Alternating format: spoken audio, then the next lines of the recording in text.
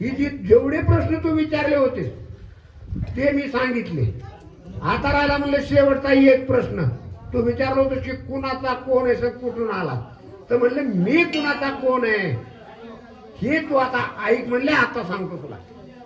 सुबाहुता टका निर्दळन त्रिशेरा मारिला खर दूषण त्या श्रीरामाचा दूत मी जाण तुझा प्राण घ्याव आलो. हो रावणा रावणा विचार कर म्हणले. मागची कथा आठव कर. आठवणीत आण म्हणले. सुबाहू ताटिका हे सर्व जेवढे राक्षस आहेत म्हणले त्या राक्षसांना ज्यानं मारलं अशा भगवान प्रभू रामचंद्राचा सेवक आहे म्हणले मी.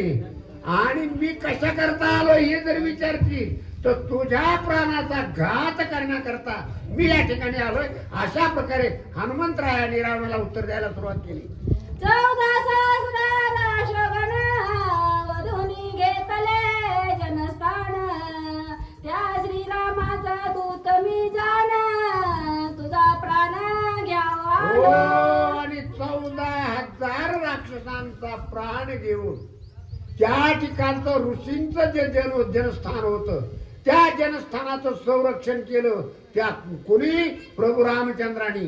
आणि त्या प्रभू रामचंद्राचा दास असणारा मी या ठिकाणी आलोय. अशा प्रकारे आणि हनुमंतराया बोलू लागले. विराज मारिला विगणी बाणे हो.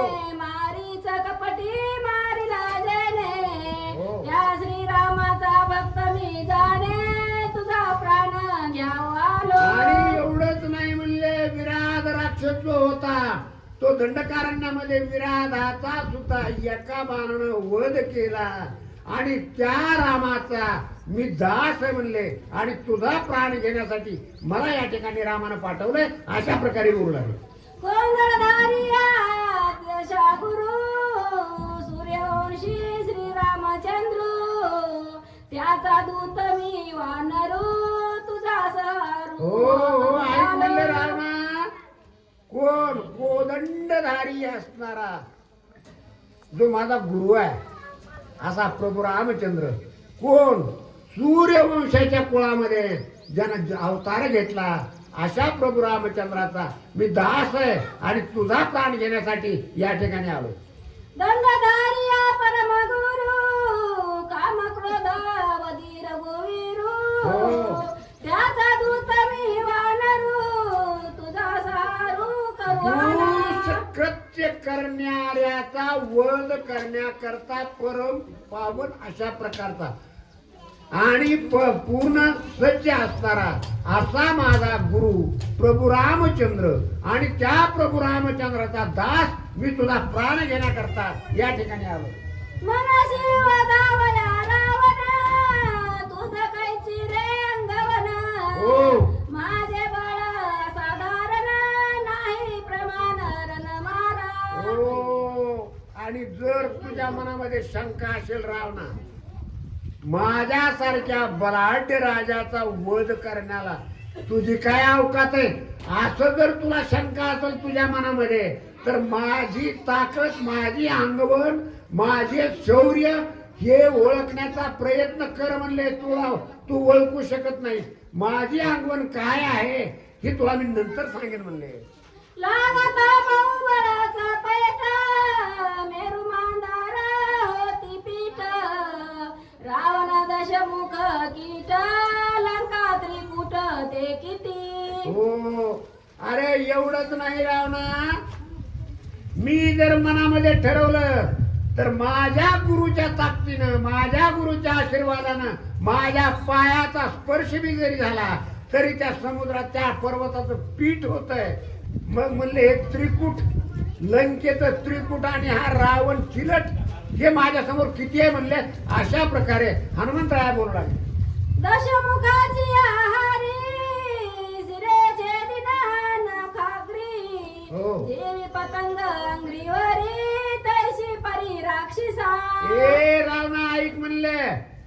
तुला 10 तोंडाचा जर गर्व अभिमान असेल तर ती 10 तोंड कशी कापीन म्हणले. कमळाची फुलं तोडल्यासारखं नखानं 10 तोंड कापील आणि काय करील म्हणले त्या तोंडांचं 10 मुंडके आकाशामध्ये उडवील. कसं? ज्याप्रमाणे पतंग खेळावा, पतंग वडावा, त्याप्रमाणे 10ची 10 मुंडके आकाशामध्ये उडवील. एवढी ताकद आहे म्हणले माझी. रावणाची दशकाठी म्हणिलिया कोटन कोटी त्यात निर्दळीन वामागृष्टी लंका त्रिपुटी. ए रावणा, तू एकट्याच काय घेऊन बसलास रे बाबा? तुझ्यासारखे 10 तोंडाचे किडे एक नाही, 2 नाही, 100 नाही, 1000 नाही, कोट्यानु कोटी जरी तयार करून माझ्या पुढे उभे केले तरी मी त्या सर्वांचा नायनाट करील. एवढी माझी ताकद आहे, एवढे माझं शौर्य आहे. अशा प्रकारे हनुमंतराया बोलू लागले. जळती रावणा तुझी पुरुषार्थ दोरी जळतो राजा तो होय भिकारी जळते कर्म करणे चोरी परनारी प्रतिव्रता. जळो जळो जळो जळो म्हणले रावणा. काय? तुझा पुरुषार्थ जळो, तुझ्या पुरुषार्थाला आग लागो, तुझ्या थोरवीला आग लागो, तुझ्या मोठेपणाला आग लागो, तुझ्या राज्याला आग लागो. काही नाही म्हणले. क्षीण आहे, क्षीण आहे. या सर्व ज्या गोष्टी आहेत तुझ्या त्या सर्व क्षुल्लक आहेत. अशा प्रकारे हनुमंतराया बोलू लागले. जळते रावणा तुझे कुळ जळते रावणा तुझे शिळ जळते रावणा तुझे बळ पापी तू केवळ परद्वारी. हो रावणा, जळो जळो तुझं कुळ जळो. अरे ते कुळ कुणाचं आहे? ब्रह्मदेवाचं आहे रे बाबा. आणि हनुमंतराया काही येड लागलं काही तरी सुद्धा हनुमंतराया म्हणतात तुझं कुळ जळो, तुझं शीळ जळो, तुझा प्रताप जळो. कारण का? तर केवळ तू पाप राशी आहे, तू पापाची मूर्ती आहे. म्हणून एवढ्या करता तुझं सर्व जे काय आहे ते जळून भस्म हो. अशा प्रकारे त्याची काही किंमत नाही. अशा प्रकारे हनुमंतराया बोलला. धक्क धक्क रावणा राक्षस जाती धक्क धक्क रावणा तुझी ख्याती धिक्क धिक्क आहे. ध- धिक्क धिक्क. धिक्क धिक्क रावणा तुझी कीर्ती झाली आपण कीर्ती ती लोकी. हो रावणा रावणा, अरे आता कळालं, आता माहित झालंय, आता उघड झाल्यावर तरी जरा सावध हो. आतापर्यंत होतं कुपीत. तुझी कीर्ती, तुझं धाडस हे सगळं धाकत होतं, नुसत्या नावावर चालू होतं. परंतु आता उघड झालंय. माझ्यामुळे मी तुझी कीर्ती, तुझं नाव हे सगळं नष्ट केलंय. आता तरी सावध हो. अशा प्रकारे हनुमंतराया बोलू लागले. धिक्क धिक्क रावणा तुझी श्रीमंती धिक्क धिक्क रावणा तुझी शक्ती धिक्क धिक्क तो खंडगा तुझ्या मुष्टी लव मारुतीची न तुझे. हो, आणि अशा प्रकारे अरे एक वानर तुझ्या समोर येऊन एवढं बोलावं आणि एवढी कीर्ती करावी. वानरानं एवढी किमया करावी. तुझ्या कुठल्याच कीर्तीची, कुठल्याच किमतीचं काही अर्थ राहिला नाही. रावणा सावध हो. अशा प्रकारे बोलू लागले. प्रभो रामचंद्र भगवान पवन असो हनुमान महाराज की जय.